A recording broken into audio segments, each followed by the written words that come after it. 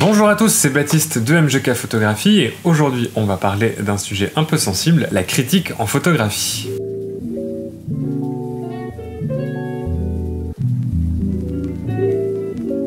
Si tu viens de te mettre à la photo, il est certain que tu vas trouver autour de toi, sur internet ou dans ton entourage, plein de gens qui vont chercher à t'apprendre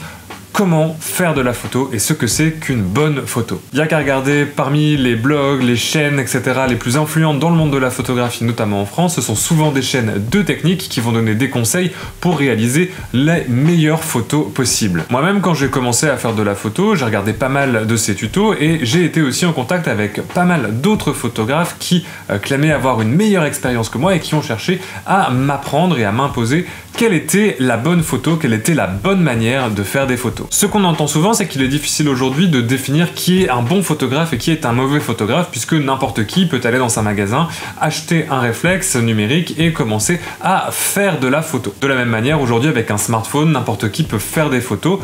et se dire photographe. Pour moi, c'est un argument un petit peu bizarre, parce qu'auparavant aussi, n'importe qui pouvait se rendre dans un magasin, dépenser son argent pour acheter un appareil photo, et un très bon appareil photo s'il avait beaucoup d'argent. Et il pouvait tout à fait se dire photographe également. Donc cette idée que le photographe est une invention du monde moderne et qu'il y a une manière de faire de la photo aujourd'hui qui est la bonne et qu'il faut absolument suivre, pour moi elle est un petit peu étrange. Tu l'auras compris dans cette vidéo, mon but c'est pas de te dire comment faire de la bonne photo, comment et quelles critiques accepter, mais au contraire c'est plutôt partager un petit peu mon expérience personnelle et le chemin que je fais moi dans ma pratique pour arriver à la pratique photo que j'ai aujourd'hui. Généralement la première chose que tu fais quand tu commences la photo, que tu commences à être un petit peu fier des clichés que tu peux faire, c'est que tu vas aller les poster sur les réseaux sociaux, sur les réseaux en ligne, que ce soit Instagram, Flickr, etc., tous les réseaux de photos qui peuvent exister. Très souvent, tu vas récolter des avis d'autres photographes, qu'ils soient tout à fait positifs et dithyrambiques ou au contraire très mauvais. Ça va de même sur les différents forums de photographie que tu peux rencontrer. Bien évidemment, il faut savoir écouter, comprendre et accepter une critique sur son travail, notamment une critique technique. Quand on débute, on a pas mal de choses à apprendre et toute aide est bienvenue. Je t'inviterai quand même à te méfier de certains photographes qui se cherchent souvent des élèves et qui pensent avoir compris ou maîtrisé l'ensemble de l'art de la photographie et qui cherchent à diffuser leurs bonnes paroles en se cherchant bien des élèves. Ils se placent un petit peu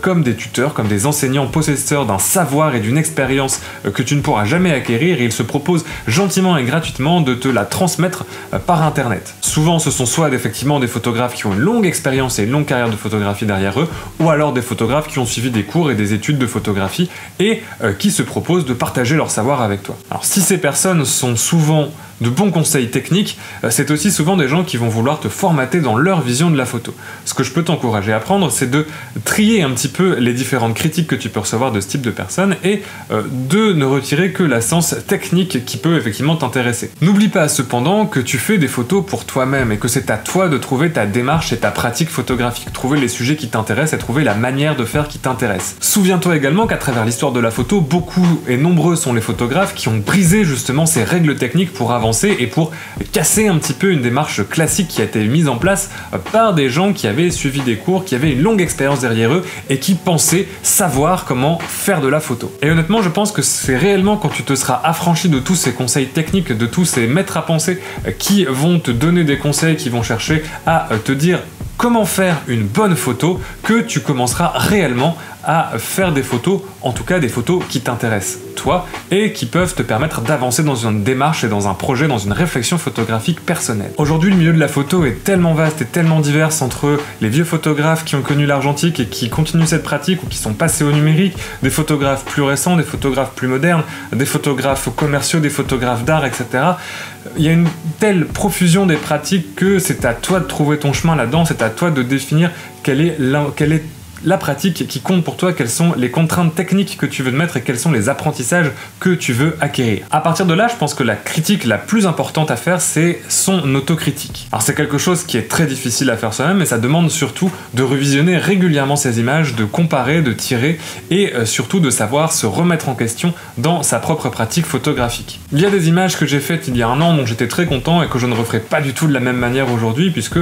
avec le temps, j'ai appris différemment, j'ai compris certaines de mes mes erreurs et j'ai développé une vision photographique différente de celle que j'avais à l'époque. Une autre manière de faire une autocritique constructive, c'est de se tourner vers des publications photographiques, vers des livres ou du travail des photographes que tu vas admirer ou dont tu vas te sentir proche dans le travail technique. Comparer leurs images avec les tiennes, non pas pour essayer de les copier ou trop s'inspirer, mais pour comprendre pourquoi cette image te plaît, pourquoi cette image tu la trouves intéressante et comment tu peux essayer de trouver techniquement ce qui rend cette image intéressante et le transmettre dans ta propre pratique, ça c'est un exercice qui est intéressant, hyper constructif et qui va te faire réfléchir à la manière de faire des photos. Concrètement, tu avanceras beaucoup plus et tu construiras une démarche beaucoup plus intéressante en faisant cet exercice toi-même, en comparant tes images toi-même par rapport à des gens que tu admires, qu'en écoutant le baragouinage de tel ou tel photographe qui se croit expert sur les forums de virus photo ou que sais-je encore. Je ne dis pas non plus qu'il faut refuser toute critique de l'autre, au contraire, il faut être dans un échange photographique.